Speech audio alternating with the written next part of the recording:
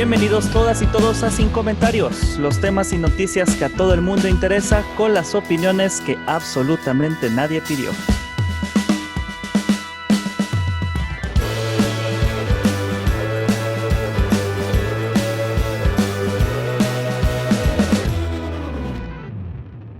Bienvenidos todos a Sin Comentarios, el grupo de autoayuda que no tiene psicólogo, entonces no sabemos qué también vaya a hacer para su salud mental.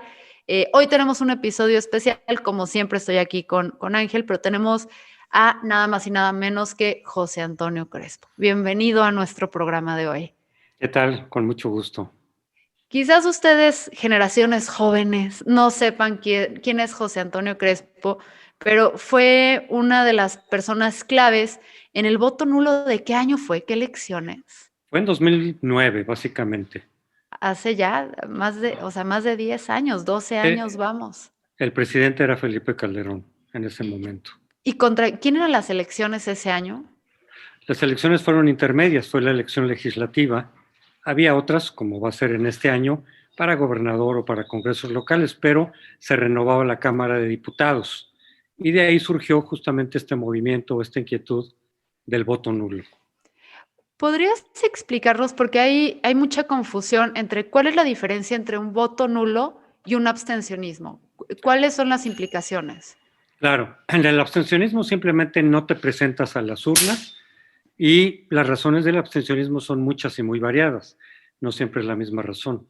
Yo en ese momento de pronto ya me había desencantado básicamente de todos los partidos y dije, pues, si no quiero votar por ningún partido, no tengo que votar a fuerza por alguno.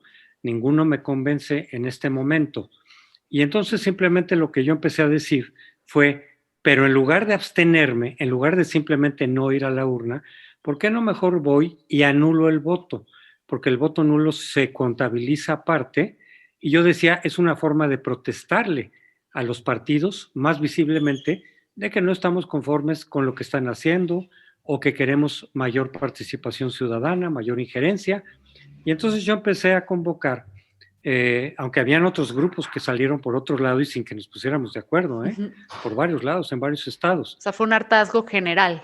Sí, en muchos ciudadanos había ya un hartazgo, una falta de representación, ningún partido te representaba en ese momento.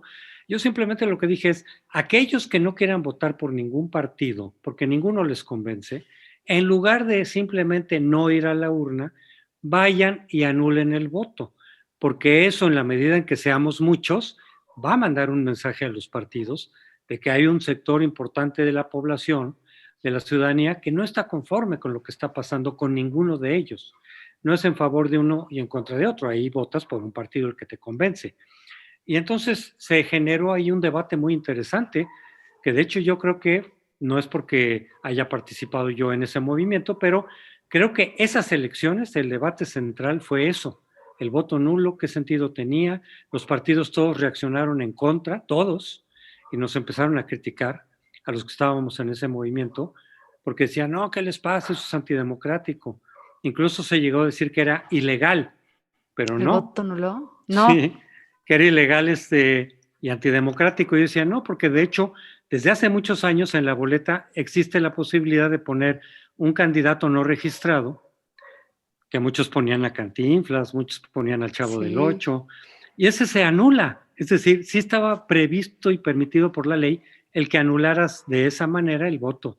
Pero si tú tachabas toda la boleta, se anula el voto y se cuentan por separado. Entonces yo decía, si en lugar de que haya por decir algo, 60% de abstención, que eso es lo que más o menos prevalece en las elecciones intermedias, 60%, alrededor de. Wow. O sea, si en vez de un 60% de abstención, que no dice nada de la abstención, porque las razones de la abstención son múltiples, ¿qué tal que de ese 60%, qué tal que un 10, 15 o 20% va a las urnas y anula el voto?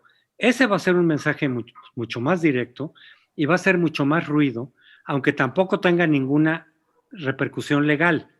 ¿No hay ninguna repercusión legal del voto nulo? En México no, en otros países sí, pero aquí no. Entonces me decían, oye, pero eso no tiene ningún efecto legal. Yo decía, exacto, pero político sí, porque si ves que hay un voto nulo del 15 o 20%, por decir algo, Pues es un mensajote a los partidos de que muchísima gente no está de acuerdo con ellos y decidió ir a la urna a expresarlo en lugar de quedarse en su casa. ¿Por qué? Porque la abstención hay muchos motivos, decía yo. Por ejemplo, pues mucha gente que francamente no está interesada en la política. Ustedes deben de conocer a gente que dice, mira, yo de política nada, no me interesa. Y eso es muy distinto que alguien que sí está interesado en la política y que ningún partido le convence y quiere mandar un mensaje a los partidos. Es distinto. O gente que dice, no, yo no fui a votar porque mi credencial se me perdió.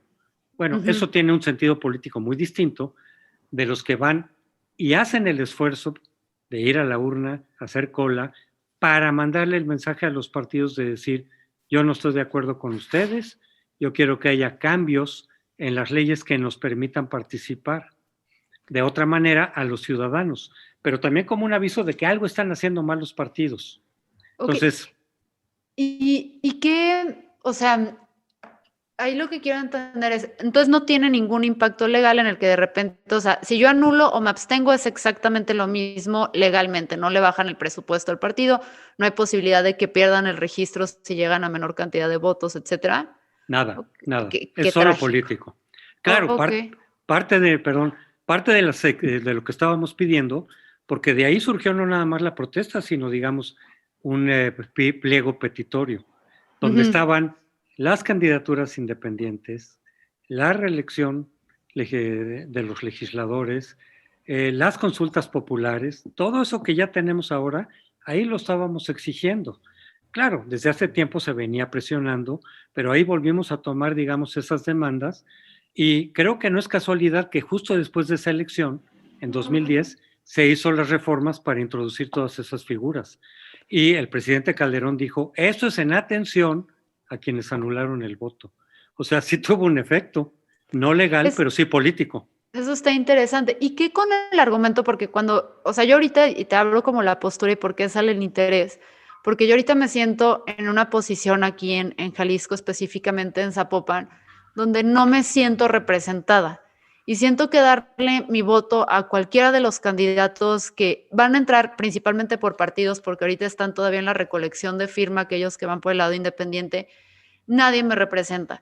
Y el principal argumento que escucho es que si tú no votas le vas a dar el gane a alguien. O sea, ¿sí le estoy dando el gane a alguien al yo votar nulo o no? Porque en mi lógica no, pero no entiendo. No, mira, lo que decían y lo que nos criticaban mucho, de hecho te digo, todos los partidos nos criticaron como pues poco politizados y decíamos, no, es una acción política de protesta.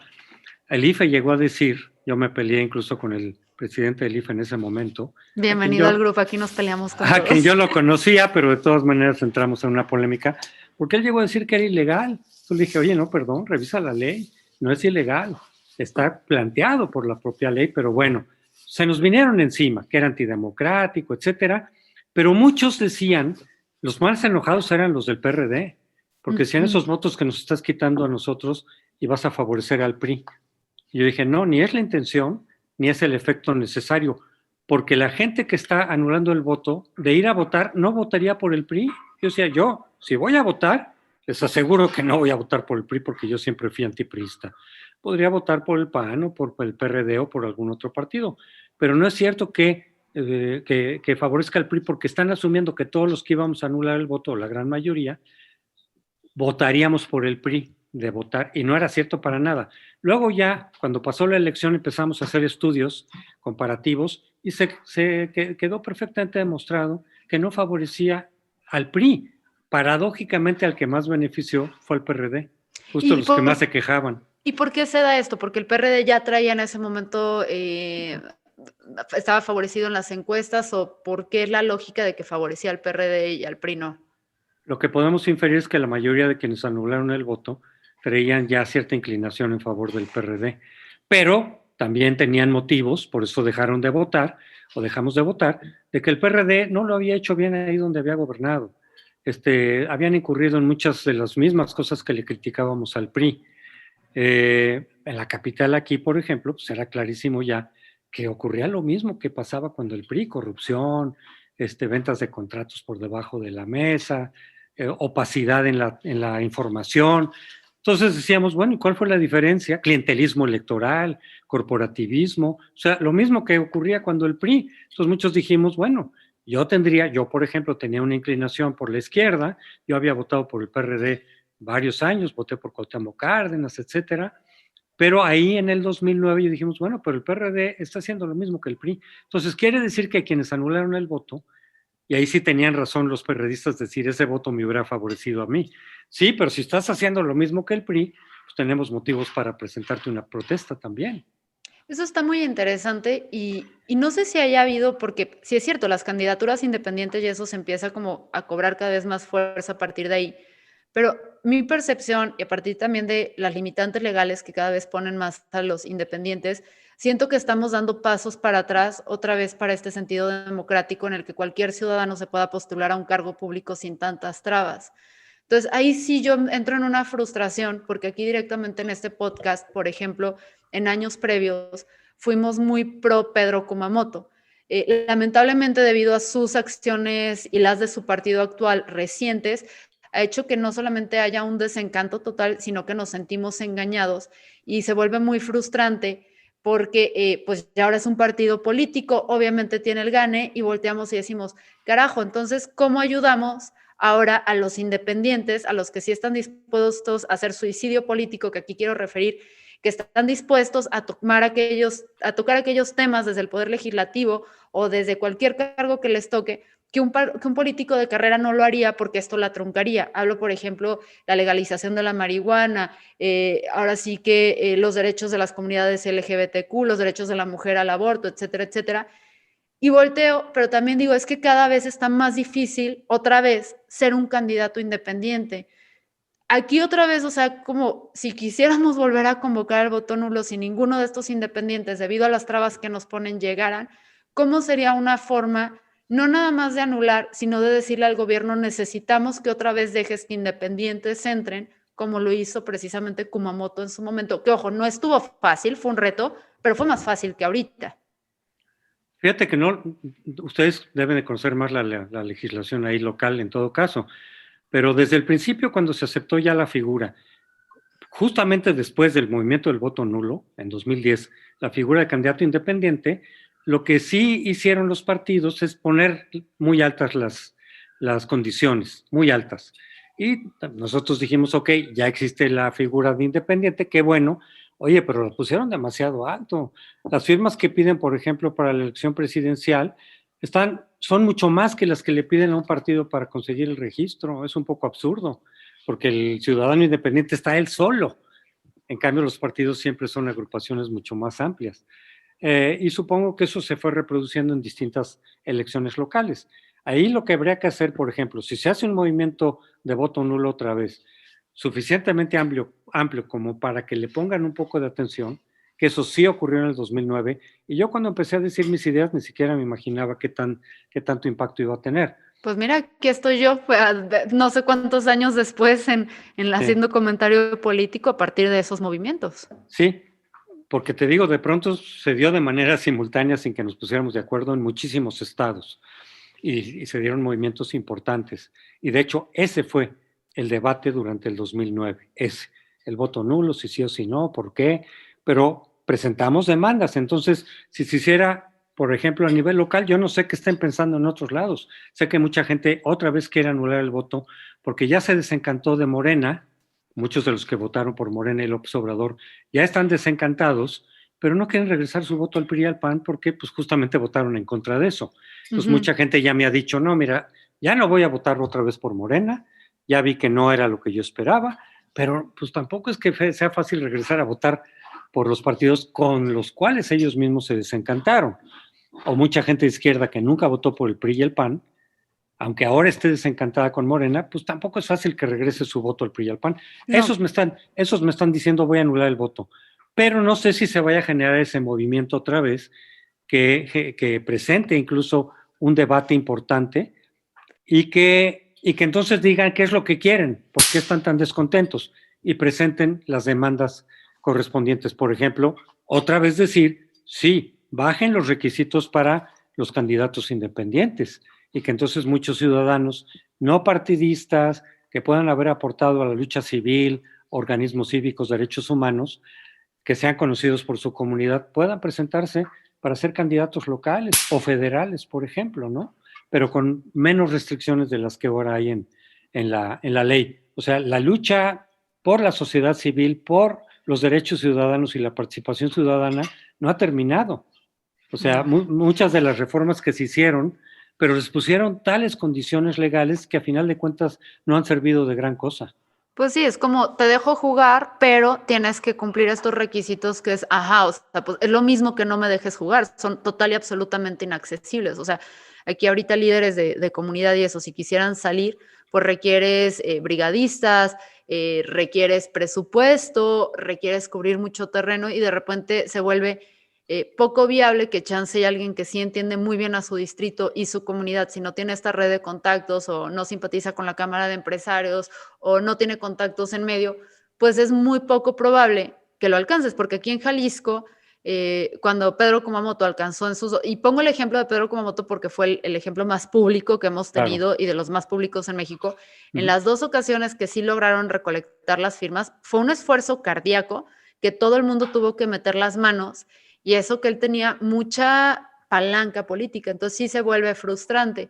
Ahora, si, por ejemplo, si llegáramos y hacemos voto nulo, se convoca a través de diferentes personas porque creen, etcétera, y aún así los políticos nos ignoraran, tenemos otros recursos para exigir que estas reglas se bajen, porque luego parece ridículo, ¿no? Es como un catch-22. O sea, para yo poder cambiar la legislación, tengo que ser parte del juego, pero para ser parte del juego, la legislación tiene que cambiar y esto no sé si hay algún loophole ahí que como ciudadanos nos podamos poner de acuerdo, chance y no para estas elecciones, porque ya estamos pues, a muy poquitos meses, pero para las siguientes, pensar a futuro, porque o sea, miren chicos, sé que la mayoría de ustedes cuando fue este voto nulo probablemente no estaban ni en la secundaria, pero el tiempo se va en friega, ¿eh?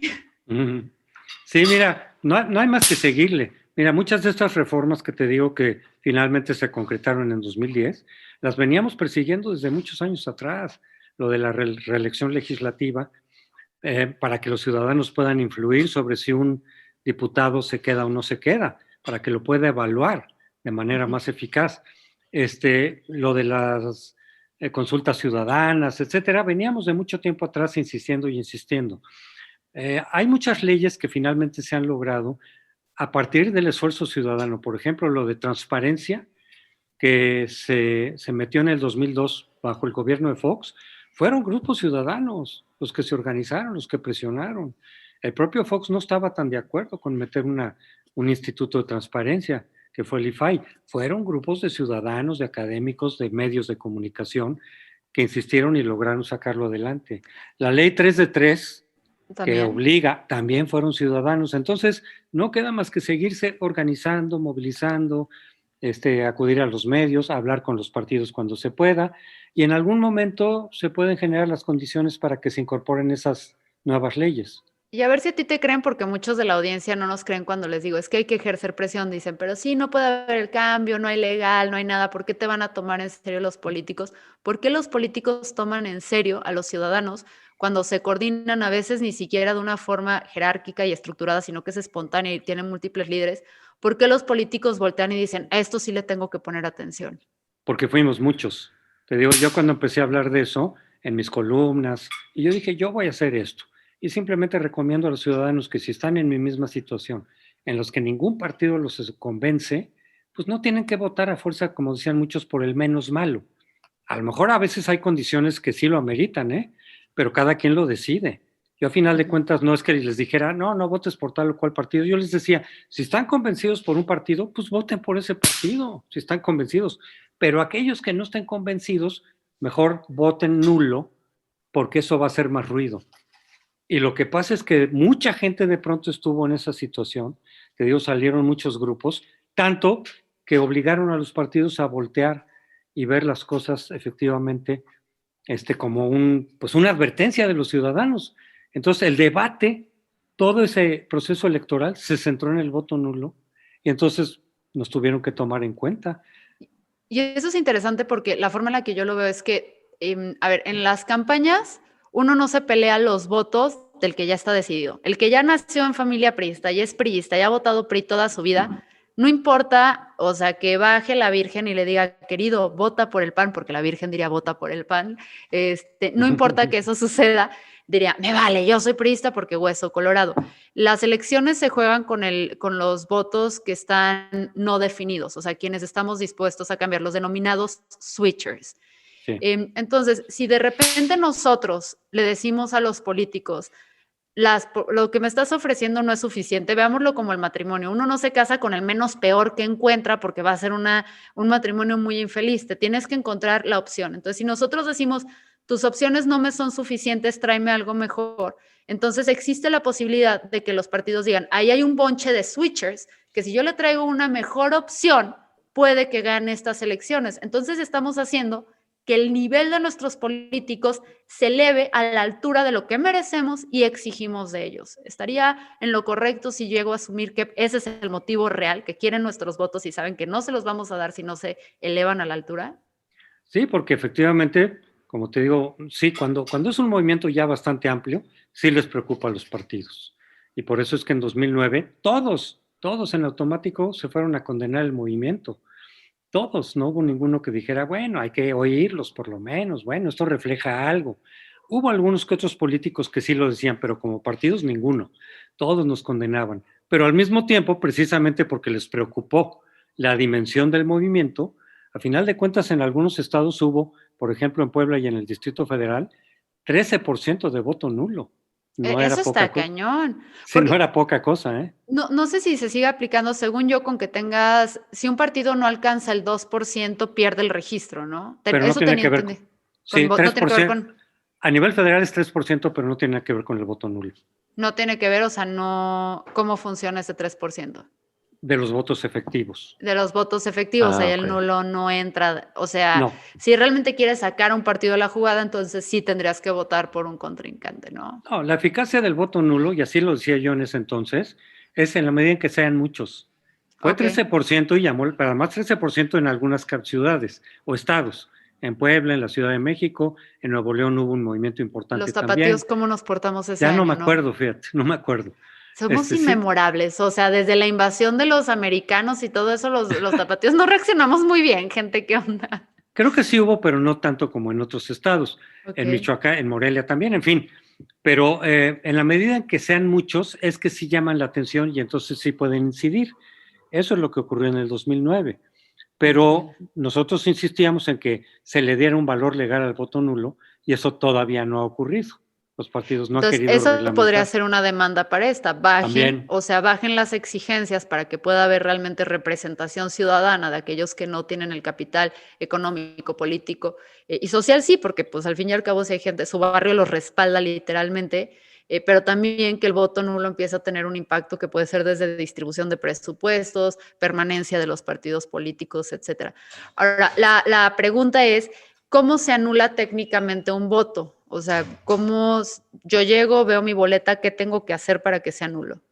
Tacharlo por completo, así, en toda la boleta, para que no se le vaya a adjudicar a ningún partido. Y algunos lo que hacen, que les sirve un poco de desahogo, es poner alguna leyenda ahí. Bueno, me leíste en la mente, que te iba a preguntar que si puedo dibujar órganos masculinos como para decir lo que siento que vale la política en México. Se anula el voto. Se anula el voto. También.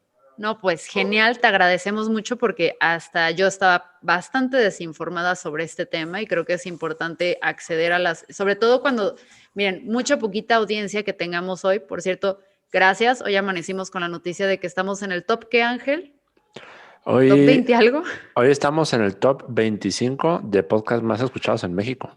Entonces les queremos agradecer mucho esto porque un proyecto con una mujer de entrada la tenemos difícil acá, desde Guadalajara y que realmente busca acceder a personas como José Crespo, que yo sé que la gran mayoría de ustedes no lo conocen. Usen Google, entiendan la calidad de invitados que les estamos trayendo acá. Te quiero agradecer mucho porque este es un espacio precisamente para aprender todos juntos, tomar decisiones más informadas y pues sé que eres una persona muy solicitada e importante. Y Ángel, ¿tienes una pregunta? José, yo tengo una duda antes de que nos despidamos así rápidamente, hablando del voto nulo.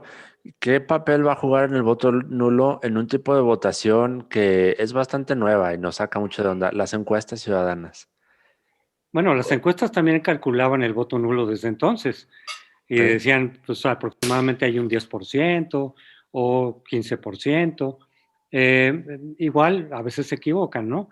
Pero cuando surgió ya el movimiento del voto nulo, las encuestas nunca preguntaban eso, pero lo incorporaron en sus preguntas para calcular más o menos cuánta gente estaba pensando en eso, en ese momento. Entonces, pues de pronto las encuestas pueden también preguntar eso. Creo que formulé mal mi duda. En las encuestas que manda hacer el gobierno, por ejemplo, con lo del aeropuerto. O sea, las encuestas que hace Las López consultas. Obrador. ¿Las Perdón, consultas las ciudadanas? consultas. Ajá, Bueno, las consultas. las consultas que ha hecho López Obrador no tienen ningún valor representativo. Son a modo, son en un segmento muy chiquito de la ciudadanía, lo manejan ellos mismos, no hay vigilancia. Esas simplemente sirven para justificar una decisión que ya tomó López Obrador. No tienen ningún valor legal, pero le sirven para justificar políticamente sus decisiones. Las consultas que sí tienen validez, precisamente a raíz de esa reforma del 2010, que en parte impulsó el movimiento del voto nulo, son las constitucionales, como la que está proponiendo ahora y ya se aprobó, de si se van a revisar a los presidentes, de si se quiere juzgar a los presidentes o no, los expresidentes. Esa sí va a tener un valor legal, pero va a ser hasta después, va a ser hasta el 22.